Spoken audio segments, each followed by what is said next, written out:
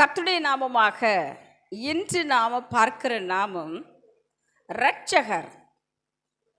இயேசு என்னும் இரட்சகர்.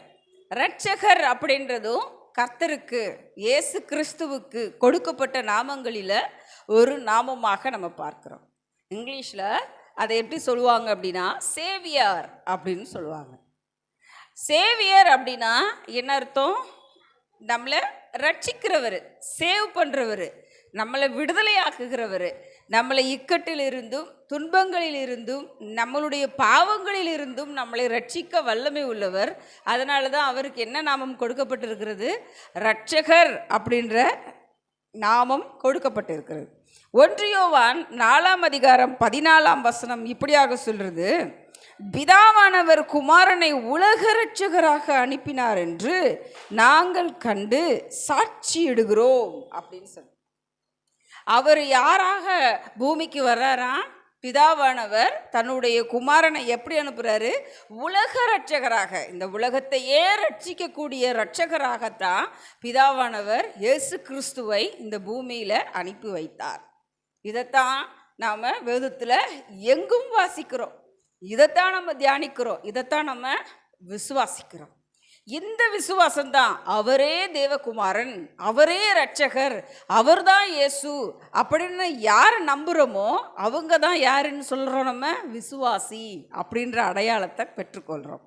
நாம் விசுவாசி என்றால் நாம் எதை விசுவாசிக்கிறோம்? தேவனுடைய குமாரனான இயேசு கிறிஸ்துவை விசுவாசிக்கிறோம். அவர்தான் பூமியை ரட்சிக்க வந்த இரட்சகர். அவர் எனக்காக சிலுவையிலே மரித்தார், அவர் எனக்காக உயிர்த்தெழுந்தார், அவர் எனக்காகவே பரமேறி என்றும் பரிந்து பேசி கொண்டிருக்கிறார்ன்றதை நாம் என்ன செய்கிறோம்? விசுவாசிக்கிறோம். அப்படியாகவே லூக்கா 2:11 என்று கர்த்தராகிய கிறிஸ்து என்னும் இரட்சகர் உங்களுக்கு தாவீதின் ஊரிலே பிறந்திருக்கிறார் அப்படின்னு யார் சொல்கிறா? காப்ரியேல் தூதன் சொல்கிறாங்க இல்லையா? தூதர் கூட்டம் உடனே தோன்றி, பரம சேனையின் திரள் உடனே தோன்றுது அந்த இடத்துல. இந்த வார்த்தையை சொன்ன உடனே, இரட்சகர் ஒருவர் பிறந்திருக்கிறார்ன்ற வார்த்தையை சொன்ன உடனே என்ன நடக்குது?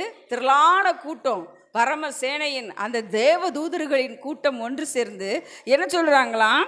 14 இப்படி சொல்லப்பட்டிருக்கு, பரம சேனையின் திரள் தோன்றி உன்னதத்தில் இருக்கிற தேவனுக்கு மகிமையும் பூமியிலே சமாதானமும் மனுஷர் மேல் பிரியமும் உண்டாவதாக என்று சொல்லி தேவனை துதித்தார்கள் அப்படின்னு எழுதப்பட்டு.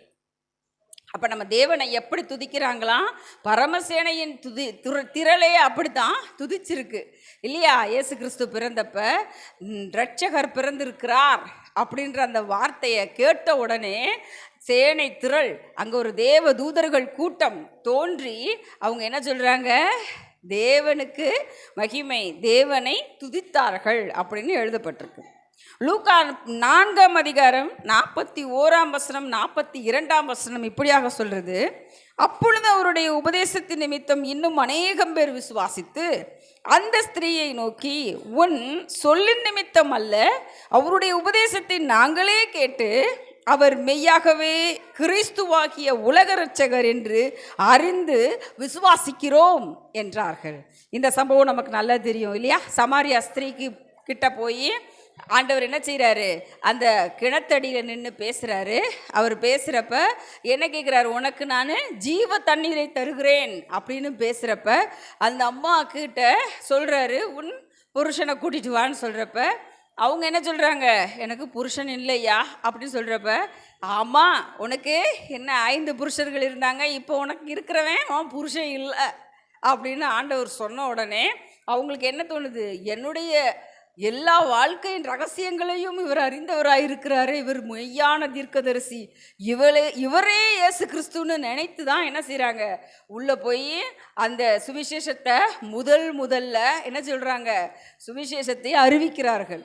ஒரு பெண்ணான அவர்கள், ஒரு சமாரியா ஸ்திரீ ஆகிய அவர்கள் தான் முதல்ல உள்ளே போய் என்ன சொல்கிறாங்க? அந்த நாட்டுக்குள்ளே போய், அந்த ஊருக்குள்ளே போய் சொல்கிறாங்க, அவர்தான் இயேசு என்று காண்கிறேன். ஏன்னா அவர் என்னுடைய வாழ்க்கையின் ரகசியங்களையும் சொல்லி வெளிப்படுத்தினார். எனக்கு ஜீவ தண்ணீர் தருவேன்னு சொன்னார். அதை குடித்தா எனக்கு தாகமே இருக்காதுன்னு சொன்னாருன்னு சந்தோஷமாக சொல்லவும், அவங்க எல்லாரும் ஒன்று சேர்ந்து வந்து அவரிடத்துல நின்று இன்னும் 2 நாள் எங்களோட தங்கி இருந்து எங்களை நீங்கள் விசுவாசத்தின் பாதையில் நடத்தணும்னு சொல்கிறப்ப, ஆண்டவர் அங்கே தங்கி இருந்து அவர் சொன்ன அந்த வார்த்தை நிமித்தமாக அவர்கள் ரட்சிக்கப்பட்டு அவங்க சொல்கிறாங்க, அந்த ஸ்திரீயை பார்த்து, நீ சொன்னது நிமித்தமாக அல்ல, இயேசு கிறிஸ்து தான் ரட்சகர், உலக ரட்சகர்ன்றதை நாங்களே அறிந்து கொண்டோம்னு சொல்கிறாங்க. இந்த சுவிசேஷத்தை அறிவிக்கிறதற்காக எத்தனையோ ஊழிய ஜனங்களை இன்றும் ஆண்டவர் ஏற்படுத்தி கொண்டு இருக்கிறார். இன்றும் எத்தனையோ கிராமங்களில் போய் ஊழியம் செய்கிறவங்க இருக்கிறாங்க. எத்தனையோ பட்டணங்களில் போய் எத்தனையோ ஆலயங்களில் நின்று ஊழியம் செய்கிற ஊழியக்காரர்கள் இருக்கிறாங்க. அவங்க சொல்கிறதெல்லாம் ஒரே வார்த்தை தான், இயேசுவே மெய்யான ரட்சகர், அவரே உலக ரட்சகர், அவர் மறுபடியுமாக வருவார், உங்களையும் என்னையும் ரட்சிப்பார், அவர் உங்களை என்னையும் நியாயம் தீர்த்து பரத்திற்கு உங்களை கூட்டி செல்வார்ன்றதை தான் நம்ம சொல்லிக்கிட்டு இருக்கோம். இந்த உலக ரட்சகர் இயேசு கிறிஸ்துவே அவரே மெய்யான வழி அப்படின்னு சொல்கிற அந்த வார்த்தையை கேட்டு விசுவாசிக்கிறவங்க என்ன சொல்லணுமா, நீ சொல்கிறது நிமித்தமாக அல்ல, நாங்களே கண்டோம் அவர் தான் மெய்யான இயேசு கிறிஸ்துன்னு, நாங்களே கண்டோம் அவரே உலக ரட்சகர்னு, அவரே வழியும் சத்தியமும் ஜீவனுமாக இருக்கிறார், அவரை இல்லாமல் நாங்கள் பரலோகத்திற்கு செல்ல முடியவே முடியாது, அவருக்கு கீழ்ப்படிதலே எங்களுக்கு மேல்படி அப்படின்றத நாமளே உணர்ந்து சொல்லணும்ன்றது தான் ஆண்டவர் சொல்லி போன வார்த்தை. என்றும் உலகத்தில் இருக்கிற ஒவ்வொரு மக்களும் இதை கேட்கிறப்ப என்ன சொல்லணும், அவரே மெய்யான தேவன், தேவ குமாரனாகிய இயேசு கிறிஸ்துவே ரட்சகர்னு சொல்லணும். நிச்சயமாக அப்படி ஒரு வார்த்தையை நம்ம வாழ்க்கையிலும் நம்ம மற்றவங்களை சொல்ல வைக்கணும். இயேசு கிறிஸ்துவே உண்மையான ரட்சகரம்மா அப்படின்றத அவங்களுக்கு விளங்க சொல்லி அவங்கள சாட்சியாக ஏற்படுத்தணும். இதுதான் ஆண்டவர் நமக்கு சொல்லி போன வார்த்தையும் கூட. உலகமெங்கும் போய் என்ன செய்யணும், சுவிசேஷத்தை அறிவிக்கணும். இதுவே மெய்யான சுவிசேஷம். கர்த்தர் உலக ரட்சகர் அப்படின்னு சொல்கிறது தான் நம்ம ஏற்றுக்கொள்வோம். நம்ம ஏற்றுக்கொண்டு இருக்கிறோம். இன்னும் கூட அவரை இரட்சகராக ஏற்றுக்கொண்ட நாமும் விசுவாச பாதையிலே நிலைத்திருந்து பரலோக ராஜ்யத்தின் சமீபத்தை நம்ம பெற்றுக்கொள்வோம். ஆமென்.